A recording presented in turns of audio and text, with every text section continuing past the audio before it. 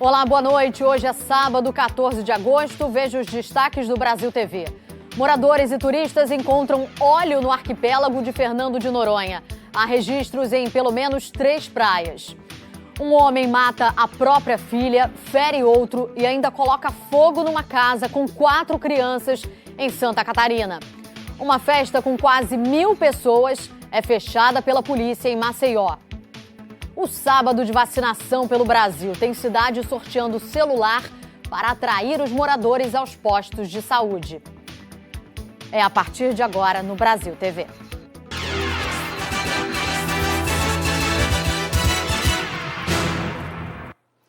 A gente começa o Brasil TV de hoje com uma notícia preocupante de Fernando de Noronha. Manchas de óleo e lixo foram encontrados hoje em praias do arquipélago. O Bruno Grupert tem os detalhes. O lixo e os fragmentos de óleo foram vistos primeiro por turistas e moradores de Fernando de Noronha e apareceram em 5 praias que fazem parte do Parque Nacional Marinho do Arquipélago, nas praias do Leão, Caieiras, do Atalaia, de Abreu e na Praia de Sueste, uma das mais conhecidas pelos turistas. Foi na Praia de Sueste que uma bióloga ligada à Universidade Federal de Pernambuco e um funcionário de uma empresa que presta serviço para o ICMBio, o Instituto Chico Mendes de Conservação da Biodiversidade, que começaram a fazer o recolhimento do material. Depois, funcionários do ICMBio e também voluntários organizaram um mutirão para a limpeza das praias. Até agora, já foram recolhidos 181 quilos de resíduos. E no meio desse lixo, havia também seringas e ampolas. Funcionários da Eco Noronha, a concessionária que faz a gestão do Parque Nacional Marinho, também começaram o trabalho. Tanto eles quanto os servidores do ICMBio disseram que a limpeza só vai parar quando as praias estiverem totalmente limpas. Não se sabe a origem do material, que vai ser enviado para a Universidade Federal de Pernambuco para passar por uma análise. Guardas municipais e vendedores ambulantes entraram em confronto em Fortaleza. O confronto foi registrado por volta das 2h30 da manhã, quando ambulantes costumam se reunir nessa região do centro de Fortaleza. Vídeos mostram os guardas municipais com escudos para se proteger de pedras jogadas pelos ambulantes. Os guardas lançaram bombas de gás lacrimogênio e balas de borracha. Muita bala. O comércio de confecção nessa região do centro de Fortaleza é formado no entorno do Mercado Central, que costuma atrair muitos turistas. Por aqui, feirantes podem trabalhar em galpões instalados com autorização da prefeitura. Mas às quartas e sábados, ambulantes costumam montar barracas nas ruas próximas, o que é proibido. Em nota, a Agência de Fiscalização da Prefeitura e a Guarda Municipal informaram que os ambulantes se recusaram a deixar a área, formaram barricadas para bloquear a pista e arremessaram objetos contra os agentes de segurança. E que a Guarda Municipal precisou intervir para garantir a segurança e a integridade física dos presentes e a preservação do patrimônio público. Já os feirantes dizem que tentaram negociar, mas que logo foram atacados. Chegou já vindo agredindo a gente, já metendo bala de borracha, jogando bomba de gás, não deixou com que a gente dialogasse e chegasse num acordo. Nós quisemos fazer uma manifestação pacífica, a guarda não deixou, o Rapa não deixou, veio com a intenção para cima de nós e nós só podemos fazer o quê? Se defender. O decreto municipal em vigor por causa da pandemia permite o funcionamento do comércio regular na área até às 4 da tarde. Ainda falando da pandemia, uma festa com quase 1.000 pessoas foi fechada pela polícia em Maceió. A boate estava lotada e ainda tinha muita gente na fila para tentar entrar. A maioria estava sem máscara. 2 homens responsáveis pelo evento foram presos. Alagoas está na fase amarela, que permite realização de eventos sem venda de ingressos e com limite de 50 pessoas em espaços públicos. Daqui a pouco a gente fala mais sobre a pandemia e mostra o sábado de vacinação pelo Brasil. Em Criciúma, no sul de Santa Catarina, um homem foi preso suspeito de matar a própria filha de 13 anos e colocou fogo na casa onde estavam outros 4 filhos. Segundo a polícia, ele invadiu a casa, esfaqueou o adolescente e um outro filho de 7 anos, depois colocou fogo e fugiu. As outras 4 crianças que estavam na casa não ficaram feridas. A mãe delas não estava no local na hora do crime. Segundo a polícia, o homem tinha passagens pela polícia por furto, lesão corporal, posse de drogas e tentativa de homicídio. Ele foi preso. A polícia investiga o que motivou o crime. E está no complexo de Bangu a ex-deputada federal Flor de Lis. Ela foi presa ontem em casa em Niterói, região metropolitana do Rio, acusada de ser a mandante da morte do marido, o pastor Anderson do Carmo. A ex-deputada Flor de Lis passou a noite numa cela isolada, aqui no presídio de Benfica, na Zona Norte. A cadeia é a porta de entrada do sistema prisional do Rio. Segundo a Secretaria de Administração Penitenciária, essa é uma medida de segurança. Antes de dar entrada em Benfica, Flor de Lis esteve na Delegacia de Homicídios de Niterói e depois foi levada para o Instituto Médico Legal, onde fez exame de corpo de delito. Flor de Lis dos Santos Souza foi presa em casa, em Niterói, na região metropolitana do Rio. A prisão preventiva foi decretada pela juíza Neares Carvalho Arce, da 3ª Vara Criminal de Niterói, e só foi possível porque Flor de Lis perdeu a imunidade parlamentar. A ex-deputada federal teve o mandato cassado pela Câmara em Brasília na última quarta-feira. Flor de Lis é acusada de homicídio triplamente qualificado, associação criminosa e falsidade ideológica. Segundo a Polícia Civil e o Ministério Público, a ex-deputada é a mentora do assassinato do marido, o pastor Anderson do Carmo. Ele levou 30 tiros no portão da casa onde vivia com a esposa e os filhos, em junho de 2019. No dia seguinte ao crime, a Justiça decretou a prisão preventiva de 2 filhos de Flor de Lis. Lucas e Flávio dos Santos foram indiciados como os executores do crime na primeira fase das investigações. Há um ano, já na segunda fase do inquérito, a polícia pediu a prisão de mais 5 filhos e uma neta da ex-deputada, além de um casal de amigos. 2 filhos ainda são acusados de tentarem envenenar o pastor antes do crime, diversas vezes. Na última quinta-feira, a Justiça do Rio negou o pedido de liminar apresentado pela defesa de Flor de Lis para a suspensão da obrigatoriedade do uso da tornozeleira eletrônica. Uma mulher suspeita de obrigar funcionárias de um bar a se prostituírem foi presa no interior de Mato Grosso. O caso aconteceu na cidade de Sorriso, norte do estado. Segundo a polícia, a mulher procurava as vítimas pelas redes sociais e fazia promessas de emprego. Mas quando essas mulheres chegavam à cidade, eram surpreendidas, ameaçadas e mantidas presas dentro do bar. Elas eram obrigadas a fazer 10 programas por dia. O local foi identificado como ponto de prostituição. A mulher presa foi levada à delegacia e depois será encaminhada à justiça.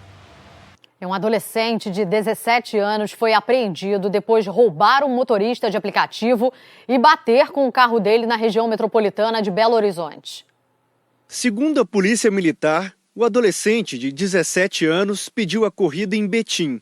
O motorista, que pediu para não ser identificado, contou que estava quase indo para casa, mas aceitou o pedido no aplicativo, achando que era um bairro próximo. Como eu moro em Betim, eu tenho Alterosa, primeira sessão e segunda sessão, eu assimilei que seria um dos dois. Porque como eu estava conduzindo, eu não consegui visualizar o valor, o endereço.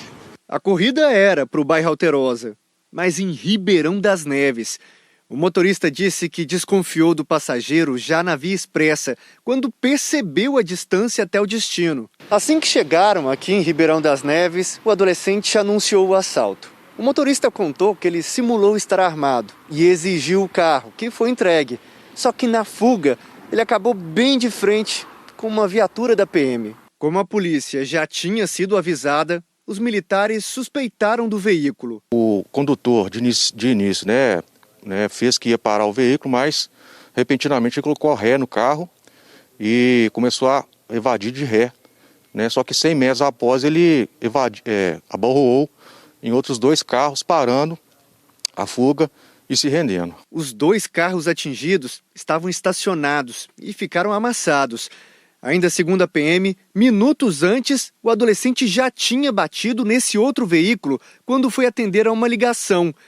Ele contou à PM que estava roubando o carro para pagar uma dívida. O menor foi apreendido com 5 pinos de cocaína e levado para a delegacia. Vamos para o intervalo, você vai ver a seguir. Uma cidade do Nordeste sorteia um celular para atrair os moradores aos postos de vacinação. E de Sergipe, uma boa notícia. Há 2 dias, o estado não registra mortes por Covid.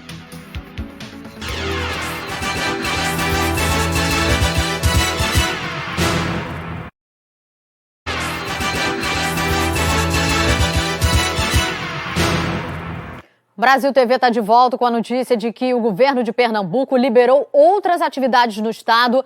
A Beatriz Castro tem as informações.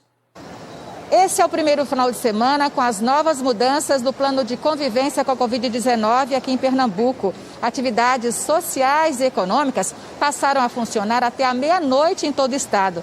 Também aumentou a capacidade de ocupação e o número de público em eventos sociais e corporativos. Outra modificação desse avanço nos protocolos é a redução para 1 metro do distanciamento em locais como salões de beleza, clínicas, eventos corporativos, escolas, construção civil, academias, escritórios, centros comerciais como shoppings, feiras de negócios, igrejas e parques temáticos. O uso da máscara segue obrigatório em todos esses espaços. A nova fase do plano também estabeleceu que apresentações musicais em bares e restaurantes podem contar com bandas com até 5 integrantes. Vale lembrar que não foi liberada a dança nesses locais, nem a presença de pessoas em pé nos bares e restaurantes. E que o distanciamento nesses locais continua sendo de 1,5 metro. Beatriz Castro, do Recife, para o Brasil TV. Em Mossoró, no Rio Grande do Norte, comerciantes estão sorteando um celular para incentivar a vacinação contra a Covid. Hoje, tanto em Mossoró quanto na capital, Natal, houve mutirões para a aplicação da segunda dose. Na capital potiguar, a aplicação da primeira dose foi suspensa neste sábado. A Secretaria Municipal de Saúde de Natal decidiu realizar um mutirão de segunda dose, como forma de incentivar quem estava com atraso ou no período do reforço. Missão cumprida já. O senhor estava de olho na data, estava ciente que precisava dessa segunda dose? Segunda dose. Agora só alegria, né? De acordo com a Secretaria de Saúde do Rio Grande do Norte, cerca de 50 mil pessoas ainda não voltaram para tomar a segunda dose. Mais de 16 mil somente em Natal. Dona Maria Francisca fazia parte desse grupo. Ficou doente no período de completar o ciclo vacinal e teve que esperar um pouco mais. Esperando melhorar da gripe para tomar. E agora? Agora está com as 2 doses? Estou satisfeita, graças a Deus. E mesmo com o aviso prévio de suspensão da primeira aplicação contra a Covid-19, muita gente não ficou informada, deu viagem perdida, buscou a vacinação, teve que ir para casa sem o imunizante. Dona Ana Maria tem 45 anos e já poderia ter tomado a primeira dose. Mas o único dia de folga dela foi neste sábado. Saiu triste porque não conseguiu receber a imunização. Nossa, eu tô ansiosa, só. Tá ansiosa, Vim pra tu mais nada. Vem outro dia? Neste sábado, também houve apenas a aplicação da segunda dose em Mossoró, na segunda maior cidade do estado. Uma iniciativa dos comerciantes tenta impulsionar a aplicação do reforço. A partir deste sábado, quem tomar a segunda dose contra a Covid-19 concorre a um smartphone. Quanto antes a gente completar o ciclo vacinal, as pessoas vão estar imunizadas, o comércio vai voltar ao normal e nada melhor do que estimular. A questão de saúde, onde todos têm que estar conscientes e fazer a sua parte, que é a questão da vacinação. Obrigado. Em Manaus começou a aplicar a primeira dose nos adolescentes acima de 12 anos. E eles lotaram os centros de vacinação hoje. Teve até super-herói indo tomar a vacina. O Sambódromo de Manaus teve hoje um desfile de carros. Muitos pais levando os filhos adolescentes para vacinar contra a Covid. E teve até super-herói dando aquela forcinha. Achei maravilhoso isso. Bom demais. Nesse outro ponto de vacinação, também teve filho encontrando no local outra heroína. Luciane trabalha na campanha de vacinação e aplicou a primeira dose no filho de 12 anos. Quantas famílias que não perderam seus entes queridos e hoje eu estou tendo a oportunidade de vacinar meu filho. Isso para mim é muito importante.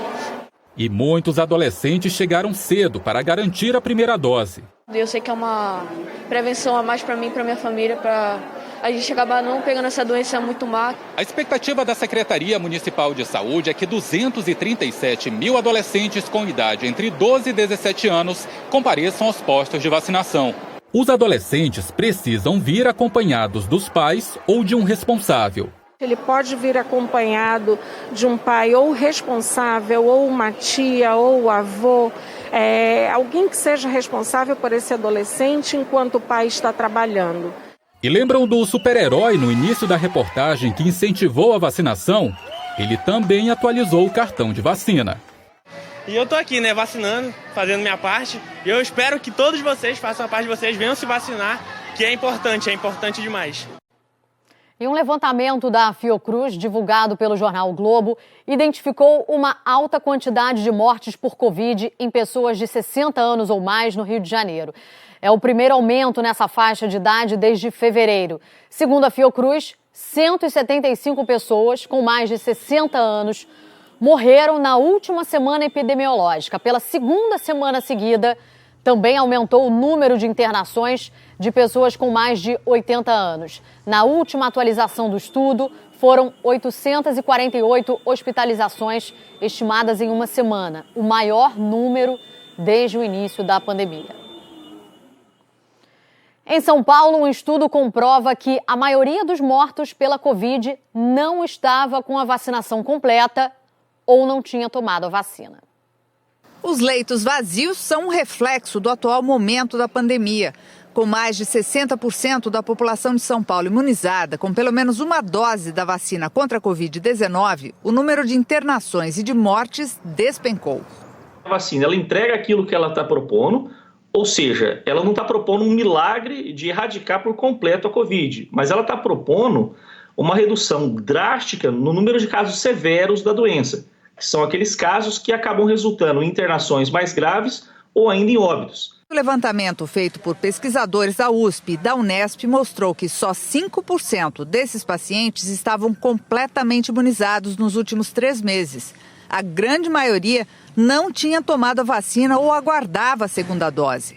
A Diônia não conseguiu se vacinar. Ela morreu aos 54 anos depois de pegar a doença no hospital, enquanto tratava uma úlcera. Era uma pessoa que se cuidava, que não evitava aglomerações, evitava sair de casa.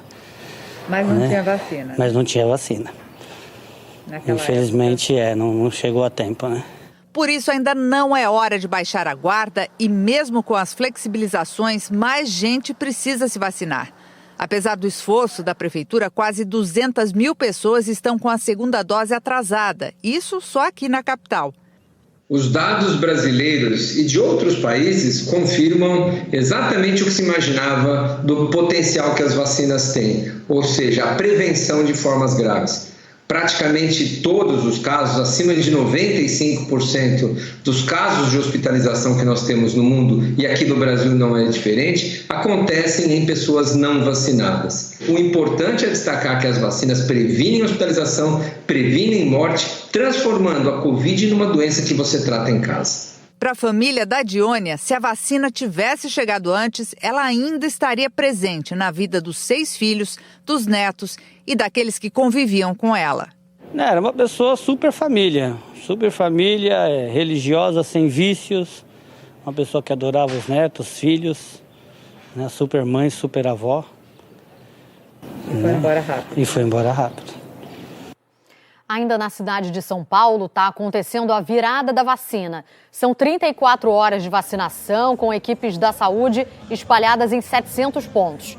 Vai ter posto aberto até de madrugada para aplicar as doses no último grupo que falta para fechar a população adulta, os jovens de 18 a 21 anos. O apresentador Silvio Santos, que foi diagnosticado com Covid, teve alta do Hospital Albert Einstein ontem à noite em São Paulo. Segundo nota divulgada pelo SBT, Silvio Santos passou por uma série de exames, está bem e vai manter o isolamento em local não revelado. E para a gente encerrar, uma notícia de esperança que vem de Sergipe. Depois de 1 ano e 3 meses, o estado está desde ontem sem registrar mortes pela Covid. A Kedma Fer conta pra gente. Pela primeira vez em Sergipe, desde maio do ano passado, não foi registrada nenhuma morte por Covid-19 nas últimas 24 horas. Também não há morte sob investigação. Segundo especialistas, esse cenário está atrelado diretamente à campanha de vacinação, que em Sergipe foi iniciada no dia 19 de janeiro deste ano. No estado, atualmente, nós temos 52% da população vacinada com a primeira dose e pouco mais de 18% com a segunda. Aqui, especificamente na capital sergipana, ou seja, Aracaju, há 10 semanas há considerável queda no número de mortes e também de internações. Não há registros da variante Delta aqui em Sergipe, embora existam amostras em análise da Fiocruz, no estado do Rio de Janeiro. No início da pandemia até agora, já são mais de 276 mil casos registrados de Covid e 5.946 pessoas que perderam a vida em decorrência de complicações da Covid. Kedma Fé de Aracaju para o Brasil TV. E assim a gente termina o Brasil TV de hoje. Outras notícias logo mais no Jornal Nacional, às 8h30 da noite, hora de Brasília. Para você, uma excelente noite, bom domingo e até a próxima. Tchau, tchau.